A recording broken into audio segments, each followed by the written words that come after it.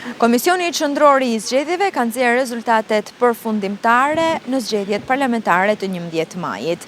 Në tabelat e rezultateve për qarkun Shkodër, kemi konstatuar nga 165 kandidat, 17 prej tyre të cilët rezultojnë me 0 vota, kandidat që nuk kanë votuar as veten. Por cilët janë këta kandidat? 6 kandidat nga Partia Aleanca Demokratike e Re sipas të dhënave nga Komisioni Qendror i Zgjedhjeve rezultojnë me 0 vota. Pra kandidatët Argjend Kurti, Jona Lekaj, Gazmir Mancila, Minir Nitollari, Sonila Topi dhe Elaret Vlashi nuk kanë votuar as veten në zgjedhjet parlamentare të 11 majit. Me të njëjta statistika rezulton edhe lëvizja dhe u 5 kandidat për deputet nuk i kanë besuar as vizionit të tyre në zgjedhjet e së dielës. Kandidatët Redi Mustaj, Eris Uka, Vigan Karkini, Spartak Lashka dhe Mirdan Sala renditën të fundit në listë me 0 vota.